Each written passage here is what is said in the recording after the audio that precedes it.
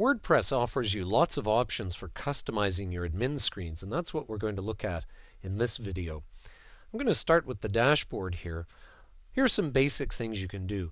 On your menu over here, now we've seen this before where you can drop down, hide these different menus, and they'll stay open. If you open it like this right now, it's going to stay open because of cookies. It'll remember your settings. Once you get used to this sidebar, you might want to minimize it like this, and it just shows you the icons. Or when you mouse over things, it'll actually show you different areas here. Like if I mouse over this and I click on this, it shows it to me. I can mouse over any of these and see them like this. Alright, so let's go back to the dashboard here for a moment. I'm just going to maximize these again because it's a little easier to see them. Alright, one of the things I can do is toggle these back and forth.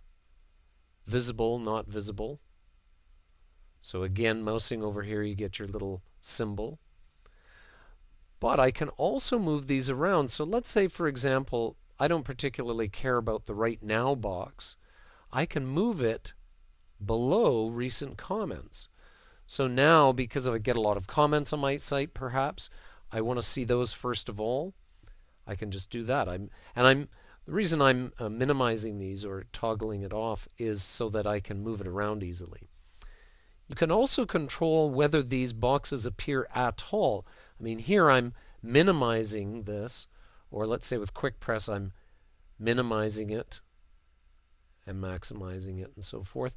But I can go under here under screen options and literally just remove it. So I don't want to see quick press at all. Notice it in real time, it removes itself right from there. Or I just add it back in if I want. Sometimes you're going to find, maybe you come back to WordPress later and you go, hey, wait a minute, where's that box? I can't find it. Always go up to screen options here and check and see. And notice too, if you've got plugins installed, they will change the options. Like this one here, the latest from Yoast, that appears there because I've installed a plugin. So again, this can look different depending on your installation. So those are some handy ways of changing the way your boxes work here in WordPress. Something else to be aware of is if I go into my profile, this is a very handy thing to have, is the admin bar, and I'll show you what that is. I'm going to click in dashboard. This is turned off by default, so I'm turning it on now, and you'll see what happens up at the top here. You'll see I get this bar appearing along the top, and as I scroll, it stays in place. You can get some pretty long screens in WordPress, and this side menu will disappear on you, whereas this stays with you all the time, and it gives you access to some main areas. Add a new post, add a new page, get to your widgets. Notice here that plugin that I installed from Yoast, this installed something on my admin bar as well, so you may find that. As of WordPress 3.1, you can't control yourself what's on here, at least not easily.